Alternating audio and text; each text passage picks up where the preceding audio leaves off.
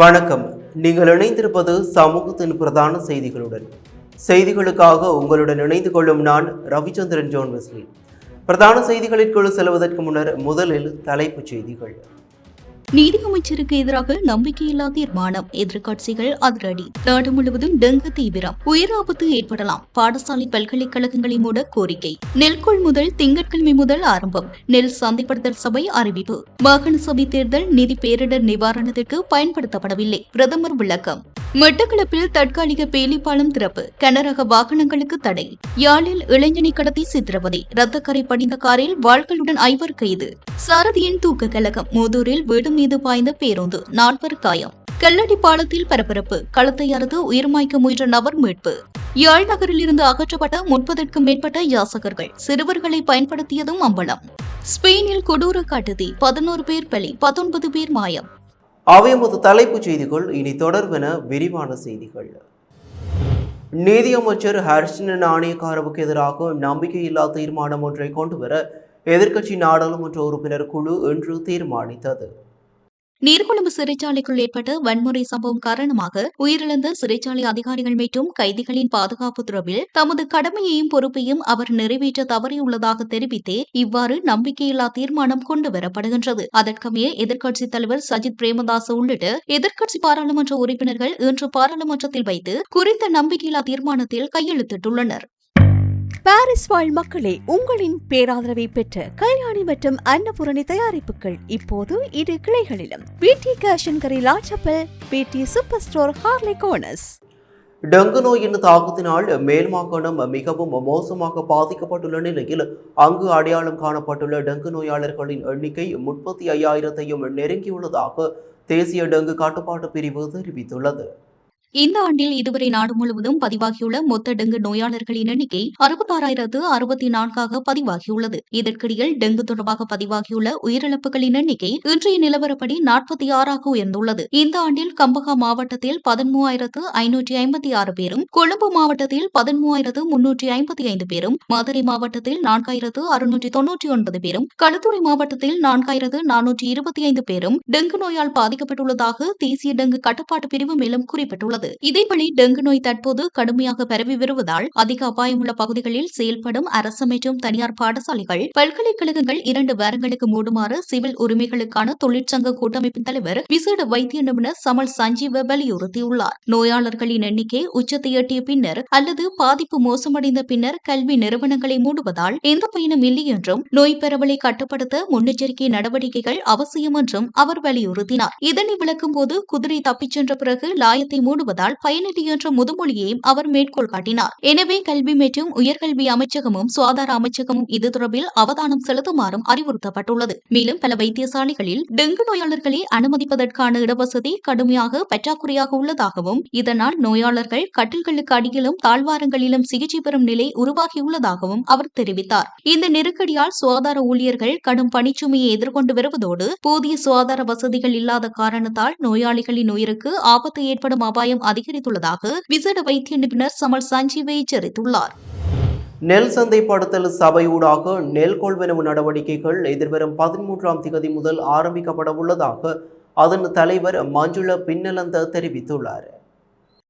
அரசு தகவல் திணைக்களத்தில் இன்று நடைபெற்ற ஊடகவியலாளர் சந்திப்பில் கலந்து கொண்டு கருத்து தெரிவிக்கையிலேயே அவர் இவ்வாறு குறிப்பிட்டுள்ளார். வடக்கு கிழக்கு மற்றும் அம்பாறை உள்ளிட்ட பகுதிகளில் நெல் அறுவடை அதிகரித்துள்ளதால் அந்த பகுதிகளை மையமாக கொண்டு களஞ்சிய சாலைகள் திறக்கப்பட்டு கொள்வனவு மேற்கொள்ளப்பட உள்ளது. இதன்படி 1 கிலோ நாட்டு நெல் 120 ரூபாவுக்கும், சம்பா நெல் 130 ரூபாவுக்கும், கீரி சம்பா நெல் 140 ரூபாவுக்கும் கொள்வனவு செய்யப்படும் என அறிவிக்கப்பட்டுள்ளது. 143 களஞ்சிய சாலைகள் மூலம் நெல் சேகரிக்க திட்டமிடப்பட்டுள்ளதுடன் தேவையெனில் தனியார் களஞ்சிய சாலைகளும் பயன்படுத்தப்படும் என தெரிவிக்கப்பட்டுள்ளது. அரசாங்கத்தின் பாதுகாப்பு இருப்புக்காக இந்த போகத்தில் அறுவடை செய்யப்பட்ட தரநிலைக்குட்பட்ட நெல்லை மட்டுமே கொள்வனவு செய்யப்படும். அத்துடன் இதற்காக அரசாங்கம் 6 மில்லியன் ரூபாவுக்கு மேலதிகமாக 10,000 மில்லியன் ரூபாய் கடன் வசதியும் ஒதுக்கியுள்ளதாக தெரிவிக்கப்பட்டுள்ளது.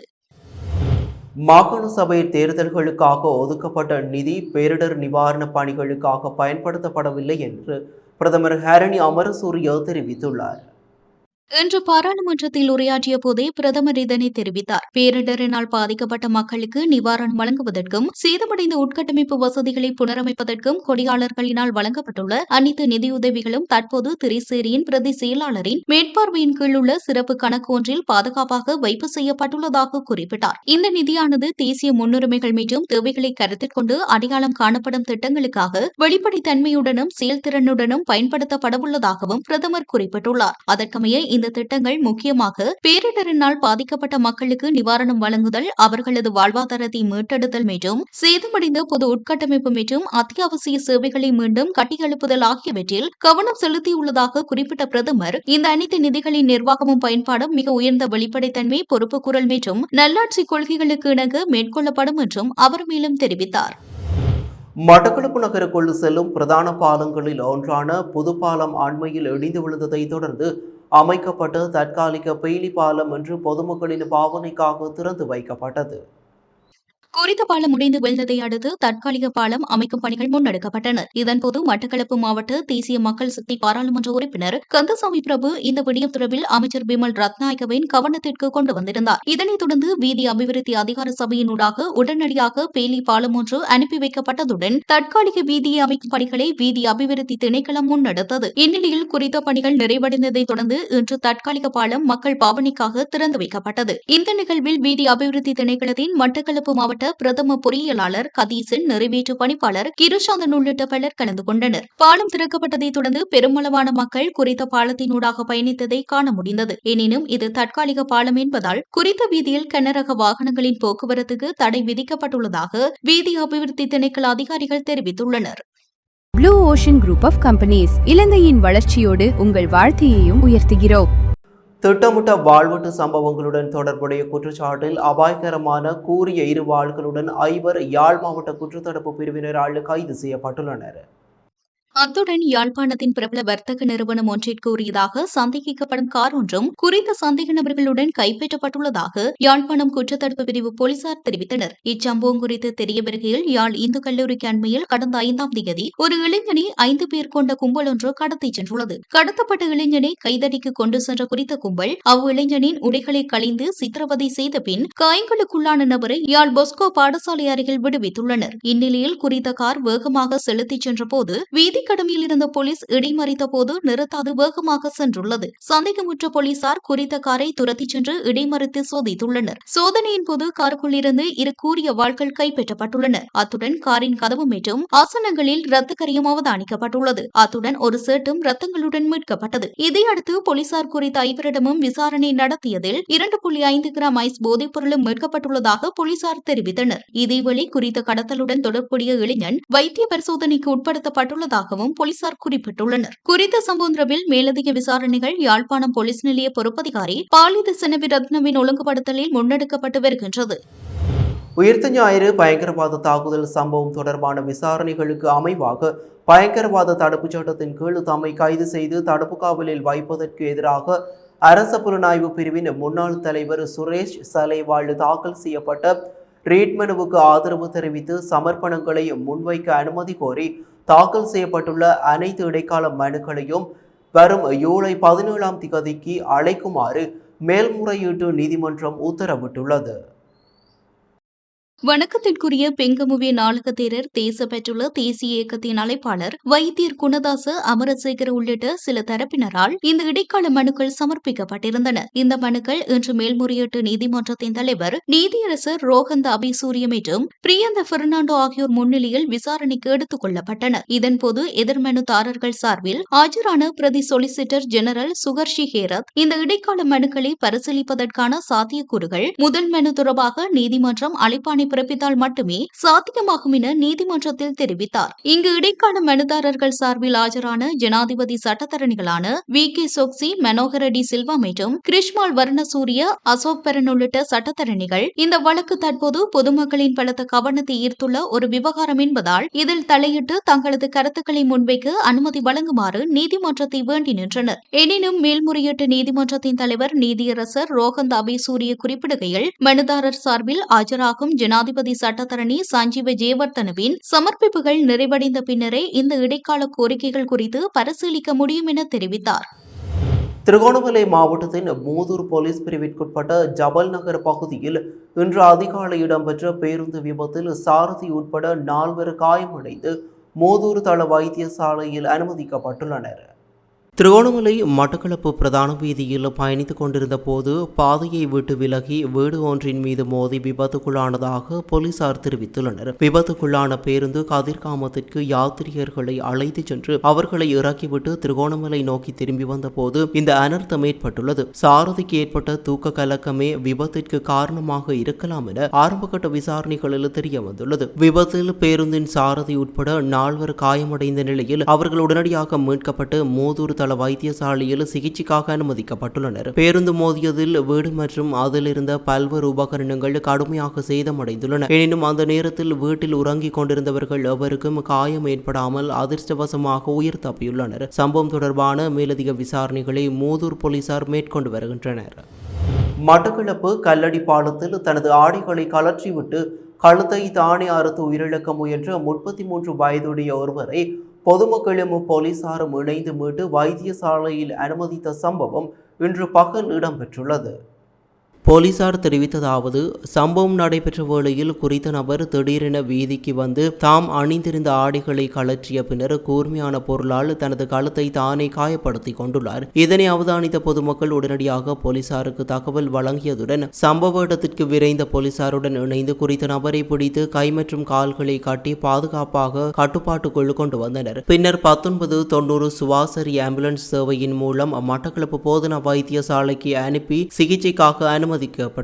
ஆரம்பகட்ட விசாரணைகளில் குறித்த நபர் கொக்கட்டிச்சோலை முதலைக்குடா தாளியடி தெருவைச் சேர்ந்த 33 வயதுடையவர் என்றும் அவர் மனநல பிரச்சனையால் பாதிக்கப்பட்டிருக்கலாம் என்றும் தெரியவந்துள்ளதாக போலீசார் தெரிவித்துள்ளனர். சம்பவம் தொடர்பான மேலதிக விசாரணைகளை மட்டக்களப்பு தலைமையக போலீசார் மேற்கொண்டு வருகின்றனர். வாசனை சவர்க்காரத்திற்குள் நூதனமான முறையில் போதைப் பொருளை கடத்தி யாழ்ப்பாணத்தின் நகர்ப்புற பகுதியில் விற்பனைக்காக கொண்டு சென்ற ஒருவர் யாழ்ப்பாணம் போலீஸ் போதைப்பொருள் ஒழிப்பு பிரிவினரால் கைது செய்யப்பட்டுள்ளார்.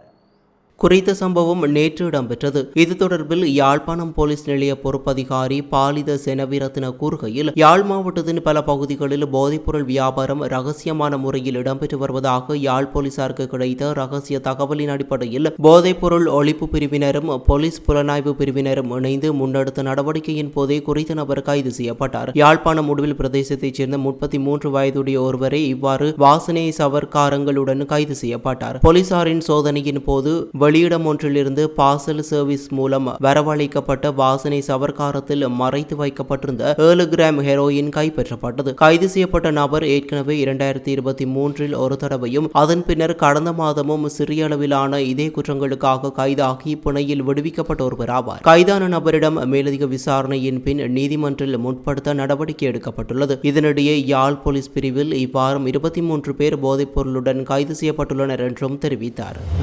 யாழ்ப்பாண நகர் பகுதியில் சுற்றுச்சூழலுக்கும் சுற்றுலா பயணிகளுக்கும் இடையூறாக இருந்த 30க்கும் மேற்பட்ட யாசகர்கள் இன்று யாழ்ப்பாண போலீசாரின் விசேட நடவடிக்கையின் மூலம் அப்புறப்படுத்தப்பட்டுள்ளதாக வடமாகாண சுற்றுலாத்துறை தலைவர் வைத்தியர் விவேகானந்த ராஜா தெரிவித்துள்ளார்.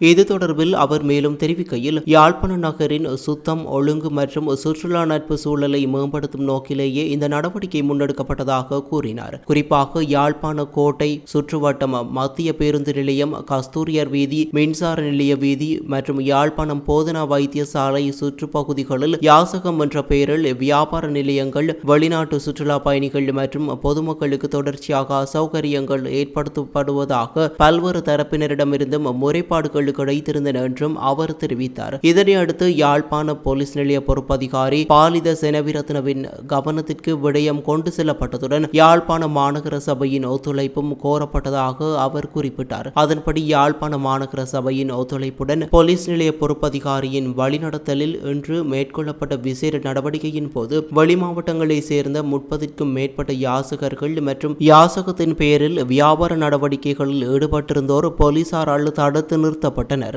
அவர்கள் யாழ்ப்பாண போலீஸ் நிலையத்திற்கு அழைத்து செல்லப்பட்டு அவர்களது விவரங்கள் பதிவு செய்யப்பட்ட பின்னர் சொந்த பகுதிகளுக்கு அனுப்பி வைக்க நடவடிக்கை எடுக்கப்பட்டதாக தெரிவிக்கப்பட்டுள்ளது. மேலும் இந்த நடவடிக்கையின் போது சிறுவர்கள் பலரும் யாசகம் பெறும் நடவடிக்கைகளில் பயன்படுத்தப்பட்டு வந்தமை கண்டறியப்பட்டதாகவும் அவர்களின் பாதுகாவலர்களுக்கு கடுமையான எச்சரிக்கை விடுக்கப்பட்டதுடன் இனிமேல் இவ்வாறான செயற்பாடுகளில் ஈடுபட மாட்டோம் என்ற உறுதிமொழி பெறப்பட்ட பின்னர் அவர்கள் விடுவிக்கப்பட்டதாகவும் தெரிவிக்கப்பட்டுள்ளது. தெற்கு ஸ்பெயினில் ஏற்பட்டுள்ள பாரிய காட்டுத்தீயில் சிக்கி இதுவரை சுமார் 11 பேர் உயிரிழந்துள்ளதாக சர்வதேச ஊடகங்கள் தெரிவித்துள்ளன. இந்த அனர்த்தத்தில் மேலும் 19 பேர் காணாமல் போயுள்ளதாகவும் அவர்களை தேடும் மீட்பு பணிகள் தீவிரமாக முன்னெடுக்கப்பட்டு வருவதாகவும் தெரிவிக்கப்படுகிறது. உயிரிழந்தவர்களில் 4 பேர் பிரித்தானிய பிரஜைகள் என ஆரம்பகட்ட விசாரணைகளில் தெரிய வந்துள்ளது. மின்கம்பம் ஒன்று சாய்ந்து விழுந்ததே இந்த தீ விபத்துக்கான காரணமாக இருக்கலாம் என அதிகாரிகள் சந்தேகம் வெளியிட்டுள்ளனர். அல்மெரியா மாகாணத்தில் உள்ள லொஸ் கலர்டோஸ் சுற்றியுள்ள காடுகளுக்குள் தீ வேகமாக பரவி வருவதால் தீயணைப்பு மற்றும் மீட்பு பணிகள் தீவிரப்படுத்தப்பட்டுள்ளன. இந்த கோடை காலத்தில் தெற்கு ஐரோப்பா முழுவதும் 40 செல்சியஸ் வரை வெப்பநிலை பதிவாகி வரும் நிலையில் கடுமையான வெப்ப அலை காரணமாக ஸ்பெயின், பிரான்ஸ் மற்றும் போர்த்துகல் உள்ளிட்ட நாடுகளில் பாரிய காட்டுத்தீ பரவி வருகிறது. காட்டுத்தீயை கட்டுப்பாட்டுக்குள் கொண்டு வர தீயணைப்பு வீரர்கள் தொடர்ந்து போராடி வரும் நிலையில் பாதிக்கப்பட்ட பகுதிகளில் இருந்து ஆயிரக்கணக்கான மக்கள் பாதுகாப்பு கருதி வெளியேற்றப்பட்டு தற்காலிக முகாம்களில் தங்க வைக்கப்பட்டுள்ளனர். இத்துடன் சமூகத்தின் பிரதான செய்திகள் நிறைவு பெறுகின்றன. தொடர்ந்தும் சமூகத்தின் செய்திகளோடு இணைந்திருங்கள். நன்றி, வணக்கம். இது போன்ற செய்திகளை தெரிந்து கொள்ள சமூகம் நியூஸ் சேனலை சப்ஸ்கிரைப் செய்து அருகில் உள்ள பெல் பட்டனை கிளிக் செய்யுங்கள். மேலும் இது போன்ற செய்திகளை உடனுக்குடன் தெரிந்து கொள்ள சமூகமீடியா.com என்ற இணையதளத்தின் வாயிலாகவும் எங்களுடன் இணைந்திருங்கள்.